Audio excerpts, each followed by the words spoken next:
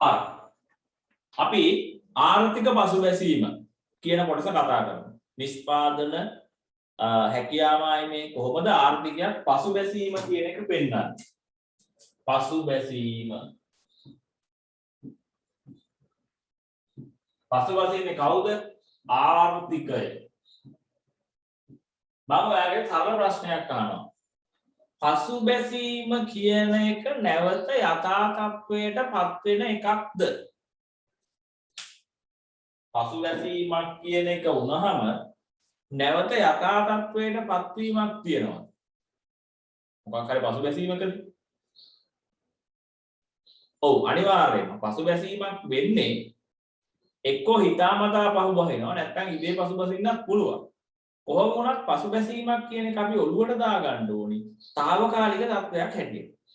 දැන් නැවත ප්‍රකෘති තත්වයටපත් වීමක් කියන. මේ පහුබහින්නේ මිනිහෙක් නෙවෙයි. ආයතනයක් නෙවෙයි. මේ රටක පසුබැසීමක් ගැන කතා කරන්නේ. මිනිස්සුත් පහුබහිනවා. උපක්‍රමශීලී. සත්තු පසුබසිනවා. උපක්‍රමශීලී. නැවත ඒගොල්ලෝ ප්‍රකෘති තත්ත්වයට එනවා. දැන් ඕගොල්ලෝ දැක්කද බල්ලෝ සමහර අය බල්ලෝ එයාලගේ ඒරියා එක නොවන ප්‍රදේශයකදී වෙන බල්ලෙක් පුරාගෙන આવොත් අර නගුට පිටිපස්සේ ගහගෙන ඇකිලිලා ඇඹරිලා යනවා. හැබැයි ඒ ඇඹරිලා ඇකිලිලා නගුට පිටිපස්සේ ගහගෙන ගිය බල්ලා එයාගේ ඒරියා එකේදී වෙන බල්ලෙක් දැක්කහම එහෙම ඉන්නේ නැහැ. සිංහයා වගේ වෙන්නේ. ඒක පසුබැසීම තාවකාලික. අවස්ථානුකූල වෙන්න පුළුවන්. ඔයාලත් එහෙමනේ. දැන් පිරිමි ළමයි වලියකට ගියහම සෙට් එක නැත්තම් තමන් විතර නම් ඉන්නේ. නැත්තම් තව යාළුවෙක් ඉන්න උඩට යන ගුටි ගන්න ලයින් එකක් නම් තියෙන්නේ. මොකද කියන්නේ? අනිත් පැත්තේ සෙට් එක වැඩි නම් අපි පස්සේ බලාගමු. හරි එහෙම කියමු. හරි. පස්සේ බලාගමු. හරි. දැන් අරුන් අහන්නේ මොකද පස්සේ බලාගන්නේ? දැන් බලාගමු. නෑ නෑ පස්සේ බලාගමු. පස්සේ බලාගමු කියන්නේ. පහුවයින්නේ. බෑ කට්ටියත් එක හැප්පෙන්න බෑ අර කට්ටියත් එක්ක. ඔය පහුබැස්සට ජම් වෙලාවකදී අර අභියෝගය කරපු බුද්ධලයා තනියෙන් අහුවිච්ච වෙලාව. ඔයාගේ පැත්තේ සෙට් එක වැඩි නම් ඔයා දැන් අන්න බලාගන්න යනවා. පස් බලාගන්නකො. ඒක පසුබැසීම කියලා කියන්නේ తాවකාලික තමයි. දැන් නැවත යථාර්ථයටපත් වෙන්න පුළුවන්. දැන් යුද්ධයකදී පහුබහිනවා කියලා කියන්නේ සතුරාගේ ප්‍රබල අවස්ථාවකදී අපි ඉස්සරහට කඩාගෙන ගියොත් අපිට වෙන හානිය වැඩි. ඒ හින්දා අපි සතුර ප්‍රබල වෙලා උපක්‍රමශීලීව බහුබහැර නැවත ඉස්සරහට යනවා. ඒක පසුබැසීමකින් අදහස් වෙන්නේ නැතිවීමක් නෙවෙයි. නැත්තර නැති වෙලා යන එකක් නෙවෙයි. తాවකාලිකව අඩුවීමක්, පහළ යාමක් මොකක් හරි. හරි. ඒතකොට ආර්ථිකයක් පහුබහිනවා කියලා කියන්නේ ඒ වගේ තත්ත්වයක්. ආර්ථිකය දිගින් දිගටම නිෂ්පාදනය වැඩි කරමින් ඉස්සරහට යනවා. භාණ්ඩ හා සේවා නිෂ්පාදනය කරමින් අඛණ්ඩ ක්‍රියාවලියක නිරත වෙනවා. ඒතර ආර්ථිකයක් පහුබහිනවා කියන එකේ තේරුම ඒ නිෂ්පාදනය කරන භාණ්ඩ හා සේවා ප්‍රමාණය ක්‍රමිකව ඉහළ යාමක් වෙන්නේ නැතුව උපරිම නිෂ්පාදනය කරන භාණ්ඩ ප්‍රමාණය පහළ යාමක් වෙන්න පුළුවන්. නිෂ්පාදනය කරන භාණ්ඩ ප්‍රමාණය පහළ යාමක් වෙන්න පුළුවන්. එතකොට ඒක తాවකාලික තත්වයක් වෙන්න ඕනේ. මාස කීපයක් තිස්සේ තියෙන එකක් වෙන්න. සාමාන්‍යයෙන් අපි කියන්නේ මාස කීපයක්. මාස 6කට වඩා අඩු කාලයක්. කාර්තු දෙක. හරි. හරි. කාර්තු දෙකක් සාමාන්‍ය ආසන්නස්. හරි. මාස කීපයක් තිස්සේ රටේ නිෂ්පාදනය අඩු වෙනවා. ඒ කියන්නේ හදන භාණ්ඩ හා සේවා ප්‍රමාණය මූර්ත ජාතික නිෂ්පාදනය කියලා කියන එක අඩු වෙනවා. එතකොට භාණ්ඩ හා සේවා නිෂ්පාදනය අඩු වෙනකොට ඒ ව්‍යාපාර වැඩ කරපු මිනිස්සුන්ට රස්සා නැති වෙනවා. එතකොට අපි කියනවා සේවා විමුක්තියක් ඇති වෙනවා. රස්සා නැති වෙන මිනිස්සුන්ගේ ආදායම් මට්ටම පල්ලෙහාට එනවා. එතකොට මාස කිහිපයක් තිස්සේ භාණ්ඩ හා සේවා නිෂ්පාදනය අඩු වෙලා රස්සා නැති වෙලා මිනිස්සුන්ගේ ආදායම් අඩු වෙන තත්යකට අපි කියනවා ආර්ථික පසුබැසීමක්. එතකොට නැවත මොකක් හරි ඒ ආර්ථික පසුබැසීමට බලපාපු සිද්ධිය ඉවත් වෙලා ගියහම නැවත ආර්ථිකය ප්‍රකෘති තත්ත්වයට ගමන් කරනවා. පසුබැස තරම් වේගින් ඉස්සරහට යන්නේ නැහැ. හැබැයි නැවත යථාර්ථයටපත් වෙනවා. හරිද? එතකොට පසුබැසීමකදී හොඳට මතක තියාගන්න යුතුයි අපේ නිෂ්පාදන හැකියාවට බලපෑමක් වෙන්නේ නැහැ. නිෂ්පාදනයේ తాවකාලිකව අඩුවීමක් වෙනවා. එතකොට මම ඔයාලගෙන් අහන ප්‍රශ්නයක්. ආර්ථික පසුබැසීමකදී නිෂ්පාදන හැකියාවම විතන් වෙනවද? ආර්ථික පසුබැසීමකදී නිෂ්පාදන හැකියාවම විතන් වෙනවද? නැහැ. ඇයි? නිෂ්පාදන හැකියාවෙන් මායිමෙන් පෙන්නන්නේ නිෂ්පාදන හැකියාවනේ. හැකියාවට බලපෑමක් නැහැ කියලා මම දැන් පැහැදිලි කරන්නේ. නිෂ්පාදනයේ తాවකාලිකව අඩු වෙනවා පමණයි. හරිද? හරි. එහෙනම් ආර්ථික පසුබැසීමකදී බලමු. මූර්ත නිෂ්පාදිතය සේවා නියුක්තිය හා ආදායම් මට්ටම මාස කිහිපයකට වඩා වැඩි. අවම වශයෙන් කාර්තු දෙකක් කාලයක් තිස්සේ පහළ වැඩිමින් පවතින තත්ත්වය. කාර්තුවකට මාස කීයද? කාර්තුවකට මාස කීයද? 3යි. එතකොට කාර්තු දෙකක් කියන්නේ මාස 6ක්. හොඳේ? හරි. මාස 6කට අඩු කාලයක්. ඊට වඩා එහා ගියොත් ඒක වෙන නමකින් කියන්නේ. මෙවැනි තත්ත්වයකදී ආර්ථිකයේ නිමවුම් ලක්ෂ්‍ය හැකියාවෙන් වම්පසට ගමන් කරනු ලබයි. ඒ වම්පසට ගමන් කිරීම මායම මත ඉඳන් මං ඇතුළට හරි ඇතුළත ලක්ෂයක ඉඳන් තවත් ඇතුළට හරි වෙන්න පුළුවන්. ඒක මෙහෙමයි. මොකද දැන් අපි ඉඳ තියලා තියෙන ප්‍රස්තාවනේ මේක අඳින්න ඕනි. මෙන්න මෙහෙමයි පසුබැසීමක් වෙන්නේ. බලාගෙන ඉන්න ඉස්සෙල්ලා පස්සේ අඳින්න. කලබල වෙන්න එපා. x සහ y නිපදවන ආර්ථිකයක් ගත්තොත් අපි හිතමු මේ ආර්ථිකයේ පූර්ව සේවා නීතියක් තියෙනවා. ඒ කියන්නේ සම්පත් සියල්ල පාවිච්චි කරනවා උපරිම නිෂ්පාදන කාර්යක්ෂමතාවයේ. ඒතර මෙන්න මේ වගේ වාහන ප්‍රමාණයක් හදනවා. එතකොට මේ වගේ වෙලාවක පසුබැසීමක් આવොත් මේ වගේ ඇතුළට එන්න පුළුවන්. y2 y1 x2 x1. හරි. මෙන්න මේක පසුබැසීම. එතකොට මේ හැකියාව ආයෙ උඩ ඉඳලා පල්ලෙහාට පහු ගන්නවා. මේක තමයි අපි ඔකේ දාගන්න ඕනේ. මෙහෙම නෙමෙයි. ඔය නැතුව මෙහෙම පහු ගහින්න පුළුවන්. එහෙම අවුලක් නැහැ. x y එයා ඉන්නේ මේ වගේ තැනක දැනට. හරි. ඒ කියන්නේ ආර්ථිකයේ පූර්ණ සේවා නියුක්ත වෙලා නැහැ. ඒ වගේ වෙලාවක පසුබැස්සොත් එහෙම මෙන්න මේ වගේ තත්ත්වයක් තියෙනවා. මේ ඇතුළත ලක්ෂයක සිට තවත් ඇතුළත ලක්ෂයක. ඔන්න. එතකොට පසුබැසීම මේ ආකාරයට වෙන්න පුළුවන් මේ ආකාරයට වෙන්න පුළුවන්. හරි. එතකොට මේක තමයි සාමාන්‍යයෙන් අපි අඳින්නේ මේක පැත්තකින් ඇඳගන්න. ඒ කියන්නේ අපි ප්‍රස්තාවයේ දකුණෙන් හරි වමෙන් හරි ඉඳ දිනවා ඒක ඇඳගන්න. හරි. ටග්ගල ඇඳගන්න.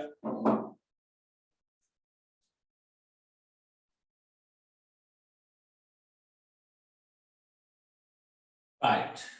ඉවරයි. මේක මම කරනවා.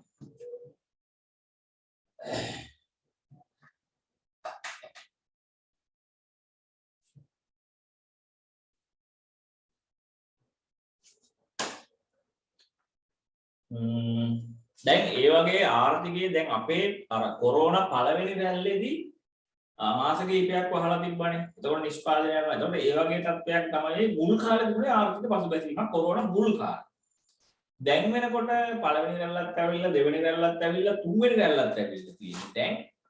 දැන් මහා විශාල වශයෙන් දැන් ආර්ථිකයට බලපෑම් එල්ල වෙලා තිනවා. දැන් කාර්තු දෙකකට වඩා වැඩි කාලයක් ගත වෙලා දිගින් දිගටම පළවෙනි රැල්ලේ සිට මේ දක්වා ගත්තොත් දිගින් දිගටම භාණ්ඩ හා සේවා නිෂ්පාදනය පහළ යමින් පවතිනවා. විශාල වශයෙන්. හරි. එතකොට හොඳ අත්දැකීමක් තියෙනවා මට දැන් අද මේ පහුගිය සති කීපෙක. හරි. එතකොට මම අර අලුතෙන් ගේ හදන්න පටන් ගත්තා. ෆවුන්ඩේෂන් දාලා ඉවරයි. එතනින් එහාට ඉදිකිරීම් කටයුතු කරන්න සිමෙන්ති හොයාගන්න බෑ. හරි.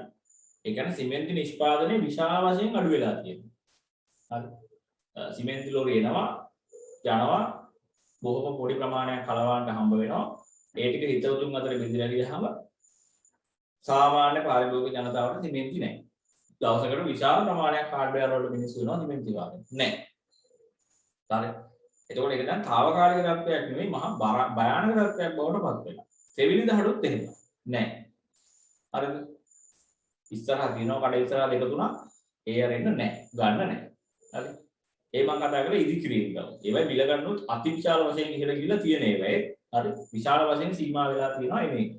හරි. ඊළඟට කිරිපිටි ගත්තොත් කිරිපිටි දේශීය නිෂ්පාදනය කරන ඒවා සහ ආනයනය කරන ඒවා දෙකම අඩු වෙනවා. දේශීය නිෂ්පාදනය කරන එක අඩු වෙලා කියලා අපි හිතමුකෝ. ඊළඟට තව මොනවද? පාල්, සීනි ඒ හැම දෙයක්ම වෙළඳපොලේ අඩු වෙලා තියෙනවා. ඒක දැන් හුඟා කල් ඉඳන් අඩු වෙනවා. හරි. ඒ කියන්නේ සමහර කර්මාන්තශාලා වහලා දාලා ගොඩාක් කල් තිබිලා. ඒතකොට ඒව අරින්න නැවත විශාල වියදමක් දරන්න වෙනවා. පැහැදිලි? හරි. උපකාරක පන්ති. දැන් අර හිතන්නකෝ කුලියට හිටපු උපකාරක පන්ති වල ගුරුවරුන්ට එහෙම මොකක් වෙලා යන්නේ? කුලිය ගෙවාගෙන කරගෙන ගියාය. එතකොට පන්ති සාමාන්‍ය පරිදි දැන් අපි නම් ඔන්ලයින් කරනවානේ. ඒක ඔන්ලයින් කරගන්න බැරි වෙච්ච ගුරුවරු කොච්චර අසරණ වෙලා ඇතිද? ඒගොල්ලන්ට ඒ ශේෂ්ත්‍රය සම්පූර්ණයෙන් බිඳ වැටිලා. හරි? එතකොට ඒව බලපාන රටේ නිෂ්පාදන හැකියාව. මෙන්න විශාල මහා පරිමාණයෙන් සමාංශයක්ම වැටෙනකොට දැන් අපේ ගොඩ ගියාංශයක් නැහැනේ කොයි වෙලේවත් දේශපාලඥයෝ ටික හැර. දැන් ඔයාලගේ දෙමාපියන්ගෙන් අහලා බලන්නකෝ මේ දවස්වල තේ වලට මොකද්ද වෙලා තියෙන්නේ කියලා. මේ කොරෝනා ප්‍රශ්නෙත් එක්ක ආපු එක. මොකද්ද දැන් උනේ? අපි රටේ හදපු වාහන හා සේවා ප්‍රමාණය අඩු වුණා. පළවෙනි කොරෝනා ගැල්ලත් එක්ක. රට වහලා තේ නිෂ්පාදනය අඩු වෙලා තේ කර්මාන්ත ශාලා යම් ප්‍රමාණයකට වැඩිලා සේවකයෝ අඩු වෙලා ඇඟලුම් අඩු වෙලා අපේ අපනයන ආදායම අඩු වුණා. ඒක අපිට හම්බ වෙන ඩොලර් ප්‍රමාණය අඩු වුණා. පැහැදිලිද? හරි. එතකොට ඊට පස්සේ රජය දැන් මේ මෑත කාලීන මේ ඩොලර් අඩු වීමත් එක්ක රජය තීරණය කරා පොහොර සඳහා යන ඩොලර් බිලියන ගාණ ඉතුරු කරගන්න. ඒගොල්ලෝ එහෙම ඉතුරු කරපු ක්‍රම තියෙනවා. කියන්නේ වාහන ආනයනයට යන විදිහට ඩොලර් බිලියන ගාණක් ඉතුරු කරනවා. ඒ වගේ ඩොලර් ඉතුරු කරන්න උත්සාහ කරනවා. හරි. ඒතකොට ඩොලර් ඉතුරු කරන්න උත්සාහ කරනකොට ඒගොල්ලෝ ඊළඟ ඔප්ෂන් එකට ගියා. පොහොර ආනයන වියදම නතර කරා. ඒකට අපිට වෙන ටොපියක් දුන්නා. ලස්සන එකක්. මොකද්ද? කාවනික පොහොර කියලා. ඒ කියන්නේ අපි ගැන හරියට හිතනවා අපිට වකුගඩු රෝග හැදෙනවා අපි පව්. දැන් අනිත් ඒවාදී අපි පව් නැහැ. මේ තෙල් වැඩි වෙනකොට අපි පව් නැහැ. ගෑස් 1000 ගණන් වලින් වැඩි වෙනකොට අපි පව් නැහැ. නේද? හරි. සීනි වැඩි වෙනකොට 200 ගණන් වලට අපි පව් නැහැ. පරිප්පු වැඩි වෙනකොට අපි පව් නැහැ. හාල් වැඩි වෙනකොට අපි පව් නැහැ. ඒ හැමතැනම අපි ගැන එහෙම අවුලක් හිතන්නේ නැහැ. හැබැයි අර මොනවද රසායනික පොහොර ටිකක් දාලා අපි මැරෙයි කියලා මාර දුකක් තියෙනවා. ඔයාලට පේනවද මුංගේ තියෙන කපටිකම? හරි. එතකොට ඒ ගැහුවේ අර ඩොලර් ඉතුරු කරගන්න ගැටේ. දැන් මොකද වෙලා තියෙන්නේ? දැන් ගැටේ හිර වෙලා ජනාධිපති බිල් එක. මොකද වෙලා තියෙන්නේ? පෝරාණනේ නතර වීමත් එක්ක දේශීයව නිෂ්පාදනය කරපු භෝග දේශීය පාවිච්චියට දීච්ච භෝග වල අස්වැන්නත් විශාල වශයෙන් අඩු වෙලා අපනයන භෝග වලත් අස්වැන්න විශාල වශයෙන් අඩු වෙලා ඇති. මම නිකන් අහන්නේ ඔයාලගේ අම්මලා තාත්තලා ළඟ ඉන්නවනම් දැන් අහලා බලන්නකෝ. තේ අස්වැන්න දැන් මොකද වෙලා තියෙන්නේ? තේ දළු ප්‍රමාණය ලොරියට දෙන ඕගොල්ලෝ මොකද වෙලා තියෙන්නේ? ඔව්. සැලකිය යුතු ලෙස අඩු වෙලාද නැද්ද? නිකන් අහලා බලන්නකෝ. ගෙදර දැන් අම්මලා තාත්තලා ළඟපාත ඇති. හරි ඔය පෝර කේස් එකට කලින් දීපු ගානයි දැන් ගානයි නිකන් අහලා බලන්නකෝ. හරි මොකද්ද දැන් වෙලා තියෙන්නේ කියන්නේ? ඒගොල්ලන්ට ඔක තේරෙන්න ඕනේ. පැහැදිලිද? හරි. ඒගොල්ලන්ට ඔක තේරෙන්නේ. ඡන්දේ කාලෙකදී ආයෙ ඔක අමතක වෙනවා. හරි. ඡන්දේ කාලෙදී ඔක ආයෙ අමතක වෙනවා. ඕගොල්ලෝ මතක් කරන්නේ උනා. හරි. මෙහෙම කාලෙකුත් තිබුණා කියලා. ඕගොල්ලෝ මතක් කරපු ජනාධිපතිතුමා මෙන්න මෙහෙම කරා කියලා මතක් කරගන්න. හරිද? එතකොට ඒ වෙච්ච ප්‍රශ්නේ හින්දා දැන් මොකද වෙලා තියෙන්නේ? අර ඩොලර් ඉතුරු කරගන්න ගහපු ගැටේ හින්දා මොකද උනේ? අපිට ලැබිච්ච ඩොලර් ටිකක් දැන් ලැබෙන්නේ නැහැ. හරිද? දැන් ඔයා හිතන්න දළු අඩු වෙනකොට දළු කඩන අයට තියෙන රැකියා අවස්ථා මොකද වෙන්නේ? දැන් වෙනද සතිය දවස් 7ම වැඩ කරපු අයට දැන් වැඩ කරන්න වෙන්නේ නැහැ. පැහැදිලි? සමහර අය තේවතු අතහැරලා දානවා. කරන්න බෑ. දළු නැහැ. හරිද? දළු නැහැ. හරිද? එතකොට ඕවා අයින් කරලා වෙන මොනවා හරි හිටවන්න. තව දවසක් යනකොට. කොහොම කිව්වොත් එන්නේ. එතකොට තේ නිෂ්පාදනය අඩු වෙනවා. නිෂ්පාදන හැකියාවත් අඩු වෙනවා මේත් එක්ක. හරිද? දැන් ශ්‍රමිකයන්ට හරියට ඛණ්ඩ නැහැ. නේ? ශ්‍රමිකයන්ගේ සෞඛ්‍ය තත්ත්වය පිළිගෙනවා. දන්තාගේ ජීවන තත්ත්වය පිළිගෙනවා. එතකොට රටේ හැම අංශයකම හැකියාව අඩු වීමක් තමයි මේ වෙනකොට වෙමින් පවතින්නේ. ඒතකොට දැන් අපි ගිලෙමින් පවතින්නේ ආර්ථික අවපාත තත්ත්වයක. ඒ අවපාත තත්ත්වයේ තීව්‍ර කරමින් භාණ්ඩ මිල විශාල වශයෙන් ඉහළ යනවා. මම අනාවැකි පළ කරා බඩු මිල අඩු වෙන්නේ නැහැ දිගටම වැඩි වෙනවා කියලා. ඊයේ රෑත් තෙල් මිල වැඩි වුණා. IOC එකේ හෙට අනිද්ද වෙනකොට සිපෙට්කෝ වල ගාණ වැඩි වෙනවා. එක්ක IOC ගාණ අඩු කරනවා නැත්නම් සිපෙට්කෝ ගාණ අර IOC එකේ ගාණට වැඩි වෙනවා. ඕකෙන් වෙන්න පුළුවන් දෙවෙනි අඩ කියපු ඔප්ෂන් එක. හරි. එතකොට දැන් තෙල් මිල ආයෙත් වැඩි වුණාම මොකද වෙන්නේ? නැවතත් භාණ්ඩ හා සේවා මිල ඉහළ යනවා. නැවතත් භාණ්ඩ හා සේවා මිල ඉහළ යනවා. එතකොට අපි දැන් ආර්ථික අවපාත තත්ත්වයක ගිලෙමින් අපි ආර්ථික අවපාත තත්ත්වයක ගිලෙමින් ඉන්නේ. අපිට මේකෙන් ගොඩ එන්න පැහැදිලි මාර්ගයක් මට නම් පේන්නේ නැහැ. හරි. ඒ කියන්නේ අපිට පේනවා මාර්ග. කාලකයන්ට එහෙම මාර්ග පේන බවක් අපිට පේන්නේ නැහැ. ඒකට තව මාස කීපයක් ඇතුළත මේ තත්ත්වය වඩාත් උග්‍ර අතට හැරෙන්න පුළුවන්. ඇයි? දැන් වගා කරන වී වල අස්වැන්න තව මාස කිහිපයකින් තමයි හාල් බවට පත් වෙන්න තියෙන්නේ. දැන් මේ දවස්වල ගොවීන් කුඹුරු වගාවෙන් අයින් වෙලා ලෝකේ හැම රටකම නිෂ්පාදනය මේ වෙනකොට අඩු වෙමින් පවතිනවා. එතකොට ඒ වගේ වෙලාවක ලංකාවේ වී නිෂ්පාදනය අඩු වුණොත් අපිට පිට රටින් ගේන්න හාල් නැති වෙනවා. ඒගොල්ලෝ අපට හාල් දෙන්නේ නැහැ එතකොට. හරි. එතකොට අපිට කන්නේ පස්ද? හරිද? තේ වගාව තව ටිකක් හානියටපත් වුනහම අපිට දළු කඩා ගන්න බැරි වෙනවා. එතකොට කොහෙන්ද අපිට සල්ලි? පැහැදිලි? කලවානේ ආර්ථිකයත් අනිතර පවතින්නේ තේ මත. ඒතර ඔය ඉන්න ඔයාලගේ දෙමාපියෝ පත් කරපු පාර්ලිමේන්තු මන්ත්‍රීවරු ඉන්නවා, ජානක වක්කුර මැතිතුමා ඉන්නවා, එතකොට ගියහම ගාම්මී වලේගොඩ මැතිතුමා ඉන්නවා, පවිත්‍රාදේවි වන්නිආරච්චි ඉන්නවා, WDG සෙනවිරත්න ඉන්නවා, ඒෂා විතානගේ ඉන්නවා. වෙන සෙට් එකක් ඉන්නවනේ මෙහෙන් යවපු අම්බරුව ටික. ඒ ඔය සෙට් එක මේ ගැන මොනවද කරලා තියෙන්නේ කියන්නකෝ. රත්නපුරේ මිනිස්සුන්ට තියෙන ලොකු ප්‍රශ්න දැන් මේ පෝර නැති එක තේ වලට. දැන් මොකක්ද ඒගොල්ලෝ ඒ වෙනුවෙන් කරලා තියෙන්නේ කියන්නකෝ. එතකොට එහෙම විසඳුමක් ගත්තේ නැති වුණාම තව ටිකක් මේක මොකද වෙන්නේ? අපි කලවාන මිනිස්සු රත්නපුරේ මිනිස්සු තව ටිකක් වලට වැටෙන්නේ නැද්ද? ඒතර මේකෙන් ගොඩ යන ක්‍රමයක් පේන්නේ නැහැ. ඒතර කුලියක් කරනවා වගේ අම්මා තාත්තට කුලිය හම්බ වෙන්නේ නැහැ. කුඩා දේවත්තක් කියන ඔයාලගේ අම්මට තාත්තට සල්ලි හම්බ වෙන්නේ නැහැ. ඉගෙනගෙනත් හමාරයි, කාලා බීලත් හමාරයි, ඔක්කොම කරලා හමාරයි. තව මාස කිහිපයක් යනවා. හරිද? එතකොට අපි මේ ඉන්නේ මොකකද එහෙනම්? ආර්ථික පසුබැසීමකද ආර්ථික අවපාතකද දැන් අපි ඉන්නේ? ඔව්. කොයිකද දැන් අපි ඉන්නේ? ඔයාලට තේරෙන්නේ නැහැ දැන්. අපි දැන් ඉන්නේ කොයිකද? පසුබැහැලාද අවපාතක නිදෙලාද ඉන්නේ දැන්? ඔව්. අපි කොහෙද ඉන්නේ? අපි ඉන්නේ අවපාත තත්වයක. ආර්ථිකයක් අවපාතයකට ගමන් කරනවා කියන්නේ අති භයානකයි. මොකද ඒ වෙලාවේ නිෂ්පාදනයේ විතරක් නෙමෙයි නිෂ්පාදන හැකියාවත් අඩු වෙනවා. කොරෝනා හින්දා ගොඩක් මිනිස්සු මැරුණා. රටට වැඩක් තියෙන මිනිස්සු. මිනිස්සු මැරෙනවා කියන්නේ ශ්‍රම සම්පත අඩු වෙනවා. නිෂ්පාදන හැකියාව අඩු වෙනවා. මොකක් හරි අංශයක. වැඩිපුර මැරෙන වයසක මිනිස්සු වෙන්න පුළුවන්. හැබැයි කවුරුන වටිනා ජීවිතයක් නැති වෙලා දිනවා ඉතින්. හරි. එතකොට මේ අපි ඉන්නේ ආර්ථික අවපාත තත්වයකද. එතකොට රටේ නිෂ්පාදනය අඩු වෙලා නිෂ්පාදන හැකියාව අඩු වෙලා අපි බරපතල තත්ත්වයක ඉන්නේ. එතකොට මේ වගේ වෙලාවකදී නිෂ්පාදනය අඩු වෙනවා වගේම නිෂ්පාදන හැකියාව අඩු වෙනවා. තාක්ෂණයේ දියුණුව එන හිටිනවා. ඇයි? නවෝත්පාදන කරන්න නව තාක්ෂණය හොයන්න උනන්දු වෙන්නේ නැහැ. යන්තම් කාල බිල ඉන්න උත්සාහ කරන්න. පැහැදිලි? යන්තම් කාල බිල ඉන්න උත්සාහ කරන්න. හරි.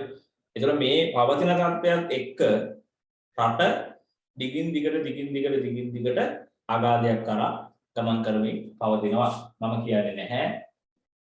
සජිත් ප්‍රේමදාස මහත්තයා හිටියානම් මේක ඊට වඩා හොඳ වෙයි කියලා. එහෙම එකක් නෙමෙයි මම මේ කිව්වේ. පවතින තත්ත්වය ඔයාලට පැහැදිලි කර. ඒ දෙන්නේ ප්‍රධාන අපේක්ෂක දෙන්න හිටියේ. ඒතකොට එයා හිටියනම් ඊට වඩා හොඳ වෙයි කියලා මම කියන්නේ. මම හිතන්නේ කවුරුත් ඒක උත්තර වෙන්න ඕනේ. හරි.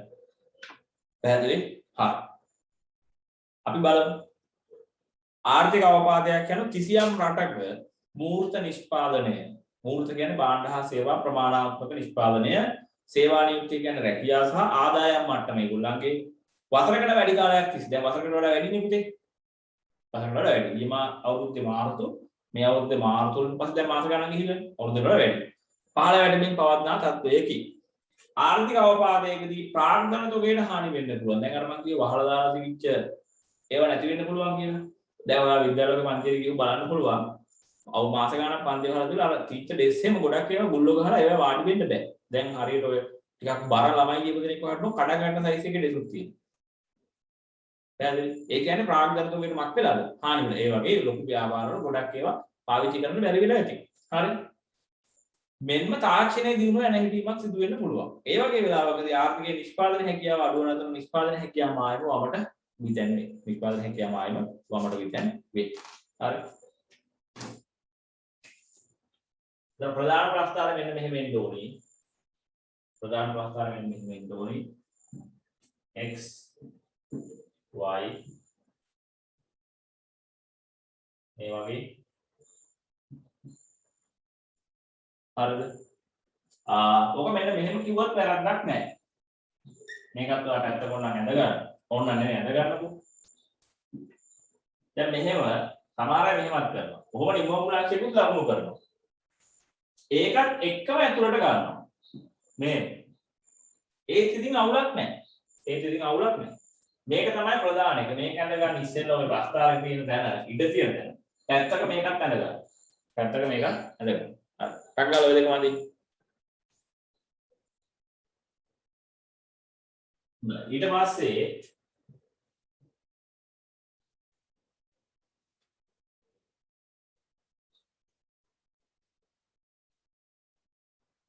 වසීගාවිත හරි සීගාවිතක් යනවා.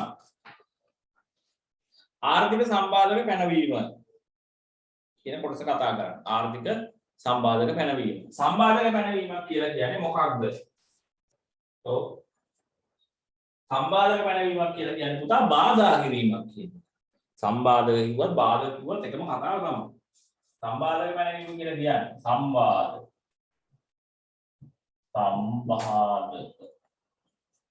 සම්පාදක පනවනවා කියලා කියන්නේ බාධා පනවනවා. මොනවටද බාධා පනවන්නේ? එක්ක අපනයන කටයුතු වලට. අපනයනයට භාණ්ඩ හා සේවා අපනයන කටයුතු වලට බාධා පනවන්න පුළුවන්. දැන් අපි අපනයන කරන භාණ්ඩ වලට බාධා පනවන්න පුළුවන්. එහෙම නැත්නම් මෙන්න මේකට සම්පාදක පනවන්න පුළුවන්. ප්‍රාග්ධන භාණ්ඩ ආනයනයට බාධා පනවන්න පුළුවන්. සම්පාදක පනවනවා කියන්නේ බාධා පනවනවා. මොකකටද? භාණ්ඩ අපි නිෂ්පාදනය කරන භාණ්ඩ අපනයනය කරන්න බාධා පනවන්න පුළුවන්. අපි ගේන ප්‍රාග්ධන භාණ්ඩ වලට සම්පාදක පනවන්න පුළුවන්. කවුද සම්පාදක පනවන්නේ? කාටද සම්පාදක පනවන්න බලය තියෙන්නේ? ශක්තිය තියෙන්නේ කාටද?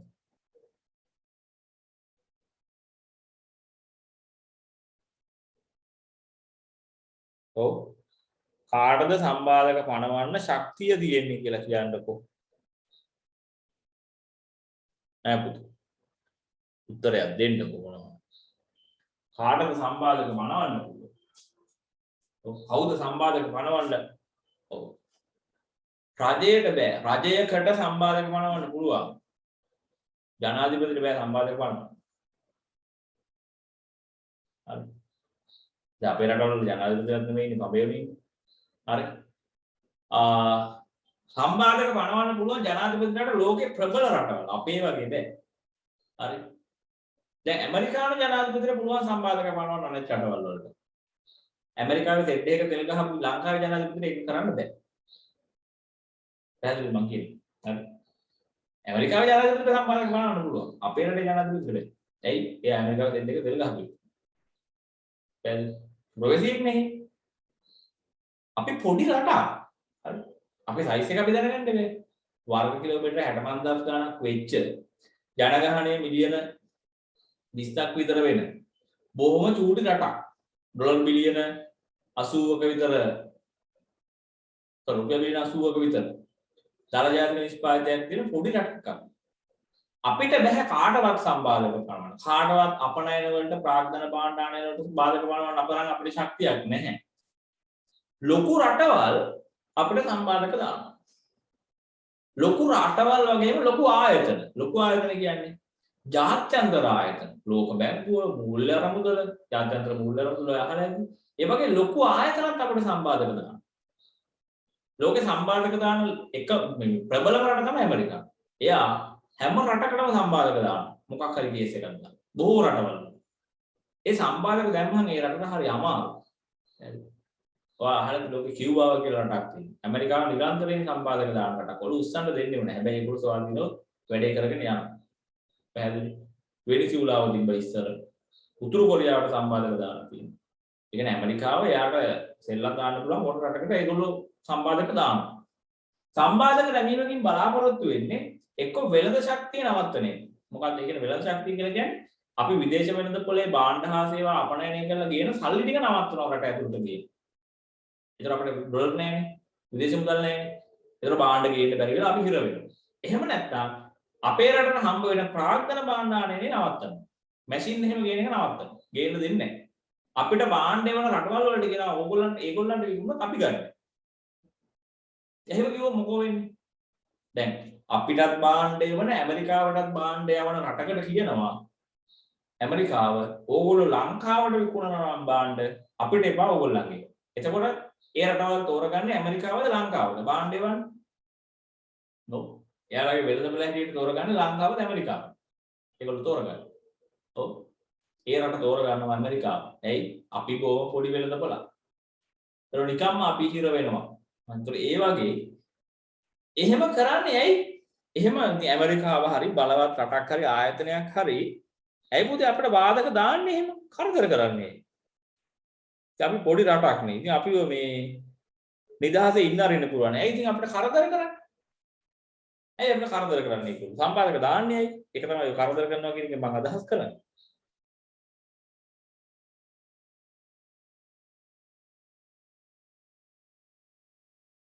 ඔව්. මොකෝ කියන්නේ? ඔව්. අපි නරක වැඩ කරාම තමයි සම්පාදක දාන්නේ. දැන් මේ විදිහට ජෑන් ළමයින්ට ගෙදරින් සම්පාදක දාන්නේ ඇයි? බාධක දාන්නේ. කොහේ හරි යන්න එපා කියන්නේ අර මේව සම්පාදක දාන්නේ ඇයි? මොනවා හරි හොරයක් මාට්ටුනහමනේ. නේ? නැත්තම් ඔය යන්න දෙනවනේ නිදහසේ පොඩ්ඩක්. මොනවා හරි ගෙදරට හොරයක් ආරංචි වුණොත් එහෙම අන්න දානවා සම්පාදක. ඒ යන්න බෑ. හවස යන කලින් එන්න ඕන. පන්ති යන්න බෑ. නේ? යාළුවගේ වල එහි යන්න බෑ. පන්සල් යන්න ඕනේ නැහැ. එහෙම ගෙදරින් ඔයාලට බාධක දාන්න සම්බාධක දෙරිනව වෙන්න දාන්නේ. ගෑන ළමයින්ට සම්බාධක දාන්නේ මොකක් වුණාමද? ඔයා නරක වැඩක් කරනවා. ඉතින් අපි රටක් විදිහට අපි නරක වැඩක් කරොත් එහෙම අපිට ලෝකේ රටවල් සම්බාධක දානවා. උදාහරණ කියන්න බං. අපි ලෝකයේ අස්සම් කරලා තියෙන මුදා සම්මුතිය කියලා જાතියකට. ඒ කියන්නේ ලෝකේ බොහෝ රටවල් එකතු වෙලා ඇති කරගත්ත එකඟතාවයන් තියෙනවා. අපි එහෙම නරක වැඩ කරන්නේ නැහැ කියලා. ඒ එකඟතාවයන් බින්දහම අපිට ඒ රටවල් සම්බාධක පනවනවා. මම එහෙම එකඟතාව බින්දන වෙලාවල් කියන්නේ. අපි අස්සම් කරලා තියෙනවා සිරකරුවන්ගේ අයිතිවාසිකම් සුරැකීම පිළිබඳ සම්මුතිය. පැහැදිලි මට ඒ සම්මුතිය නම මතක නැහැ. ඔයාලට මතක කරලා පහුගිය දවස් ටිකේ ආණ්ඩුවේ ඇමතිතුමේ අර එයාගේ අනියම් කාටද මන්ද එල්ලුම් ගහ පෙන්නන්න ගිහිල්ලා මොකද්ද වෙලා ඔය හිරගෙදර හිරකාරයන්ගේ ඔළුවට පිස්තෝල තියලා මට ඕනනම් එල්ලියට දානවා මරණ මොකද්ද කියලා තිබ්බනේ කවුද මතකද ඔයාලට? ඒ ඇමතිතුමා කරපු ඒ වැඩෙන් හරි අර අපි අස්සම් කරලා තිබිච්ච සිරකරුවන්ගේ අයිතිවාසිකම් සුරැකීම පිළිබඳ ප්‍රඥාප්තිය නැත්නම් එකඟතාවය බිඳිලා. ආණ්ඩුව ඇමති කෙනෙක්නේ ප්‍රබල කෙනෙක්නේ. ඒතර ඒ වගේ වෙලාවකදී අර අපි ප්‍රඥාප්තිය අස්සම් කරලපු අනිත් බලවත් රටවල් ඉන්නවනේ. ඒගොල්ලෝ මොකද කරන්නේ? අපි අර ප්‍රඥාප්තිය උල්ලංඝනය කරපු හින්දා අපිට දෙන දඬුවමක් හැටියට සම්බාධක පනවන්න පුළුවන්. තාම ඒකට පැනෙන්නේ නැහැ නේද?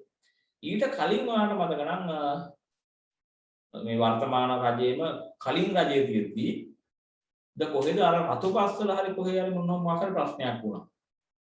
වතුර ඉල්ලලා උද්ඝෝෂණය කරපු කට්ටියට වෙඩි තියලා මොකක් හරි වුණා. ඊට පස්සේ බන්ධනාගාරයක් ඇතුලේ සිරකරුවෝ වෙඩි තියලා ඝාතනය කිරීමක් වුණා. අන්න ඒ වගේ ප්‍රශ්නවලදී ලෝකයේ අනෙක් රටවල් අපිට චෝදනා කරනවා අපි මානව හිමිකම් කඩ කරනවා කියලා.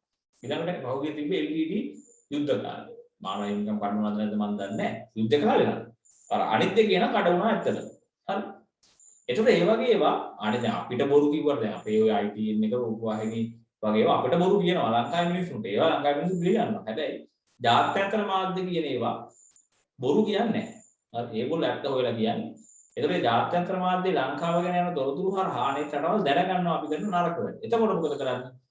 අපිට ඒගොල්ලෝ පාඩම් උගන්වන්න උත්සාහ කරනවා. කොහොමද පාඩම් උගන්වන්නේ? අපෙන් ගන්න බඩු එපා කියනවා. අපිට බඩු විකුණන්න එපා කියනවා. අන්න එතකොට අපේ එක්ක නිෂ්පාදනය අඩු වෙනවා නැත්නම් නිෂ්පාදන හැකියාවට බලවත්. ඒක තමයි වෙන්නේ. හරි. ඒතර අපි මොන පිස්සුවක එළියද? රට ඇතුලේ කමක් නැහැ. හැබැයි ජාත්‍යන්තරයට බලපාන විදිහේ දෙයක් කරොත් ඒකේ ප්‍රතිවිපාක අපිට හම්බ වෙනවා. පැහැදිලි? ඒතර මේ පවතින වර්තමාන රජයට සාපේක්ෂව පහුගිය පැවති රජය ජාත්‍යන්තර සම්බන්ධතා එක්ක යහපත් විදිහට හැසිරලා තියෙනවා. මේගොල්ලෝ එහෙම හැසිරීමක් නැහැ. ගෝත්‍රික හැසිරීමක් තමයි ජාත්‍යන්තරයත් එක්ක යන්නේ අපිට ඒගොල්ලෝ ඕනේ අරම වගේ. එහෙම බෑ. මොකද අපි හදන තේ ටික වැඩිපුර ටික අපි යවන්නේ යුරෝපා රටවල. ඒතර යුරෝපා රටවල කියන්නේ බලවත් රටවල්. අපි ඒගොල්ලෝ කියන එක මෙලෝඩියක් අහන්න නැතුව පිස්සෝ වගේ දැඟලුවොත් එහෙම ඒගොල්ලෝ අපේ නිෂ්පාදන ප්‍රතික්ෂේප කරනවා. ඔයා අහලාද GSP+ කියලා එකක්. ඒ කියන්නේ අපිට භාණ්ඩ අපනයනයේදී දෙන තීරුබදු සහනය. අනෙක් රටවල් වල තීරුබදු අය කළා භාණ්ඩ ඒගොල්ලන්ට විකුණන්න දෙද්දි අපිට කියනවා තීරුබදු නැතුව භාණ්ඩ විකුණන්න දෙන්නම් කියලා. නැත්නම් අඩු තීරුබදු. ඒක අපේ භාණ්ඩ අඩු මිලකට ඒ රටවල් වලට යවන්න පුළුවන්. ඒක අපේ භාණ්ඩ විකිනෙනවා. ඕක තමයි සරලව GSP+ කියන්නේ. එතකොට අපි මානව හිමිකම් කඩ කරොත් මොකක් හරි නරක සිද්ධියක් කරොත් ඒ GSP+ එක නැති වෙනවා.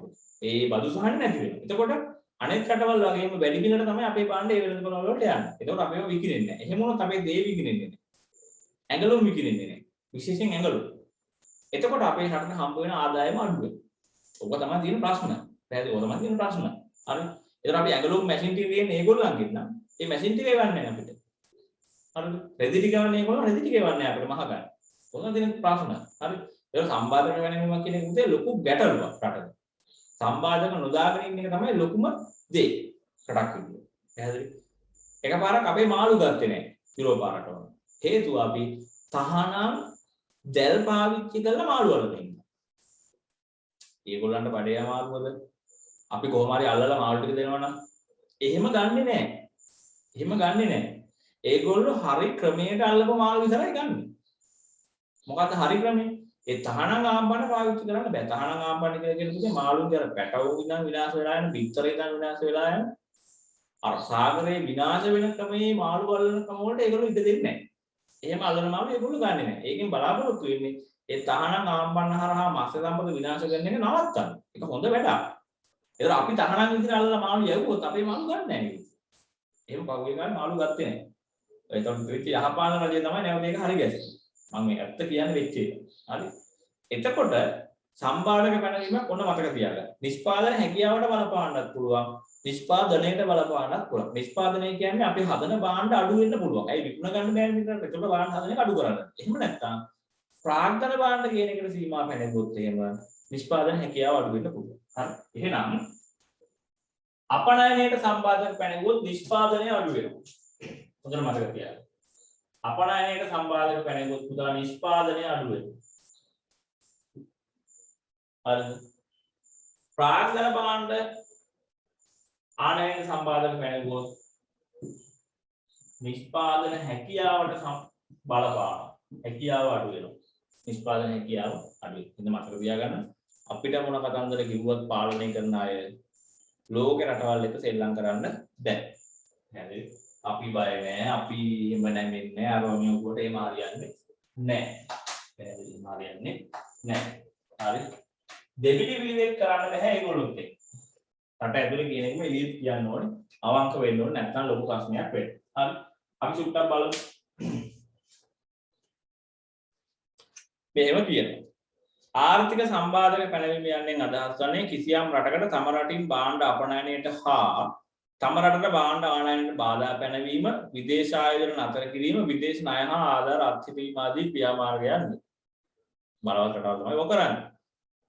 සම්බාධක පනවනු ලබන්නේ බොහෝ විට බලවත් රටවල් හෝ එක්සත් ජාතීන්ගේ සංවිධානය වැනි අන්තර්ජාතික සංවිධානات තියෙනවා. හරි. සම්බාධක නිසා රටකට ආර්ථික ශක්තිය බිඳ වැටෙනවා. සම්බාධක පැනවීම ආකාර දෙකකට නිෂ්පාදන හැකියාව මායමට බලපානවා. පළවෙනි එක මොකද්ද?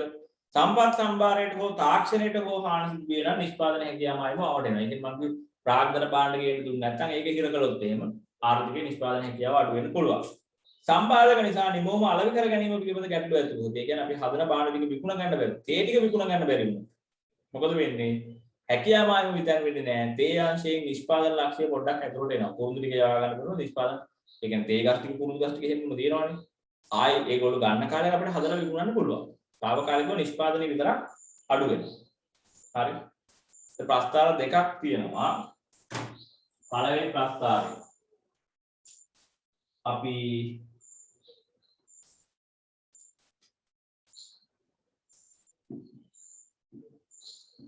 නිෂ්පාදන හැකියාවට හෝ තාක්ෂණයට බලපෑම මොනවද? සම්බාධක නිෂ්පාදන හැකියාවට හෝ තාක්ෂණයට බලපාන විදිහට උනොත් එහෙම මෙන්න මේක වෙන්නේ. X Y ඔන්නෝම වෙන්න පුළුවන්. හරිද? ඊළඟට සම්බාධක භාණ්ඩ අපනයනය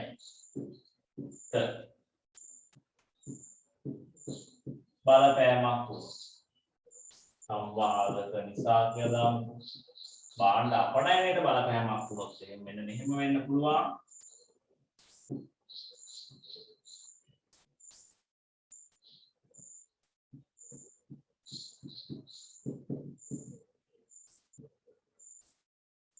නිෂ්පාදනය අඩු වෙන්න පුළුවන්. මේ දෙකම වෙන්න පුළුවන්. ඒක මේක පළවෙනි ප්‍රස්තාව ලියා ගන්න, මේක දෙවෙනි ප්‍රස්තාව ලියා ගන්න. මේ මාතෘකාවත් එක්කම ලියලා අඳ ගන්න. මාතෘකාවත් එක්කම ලියලා අඳ ගන්න.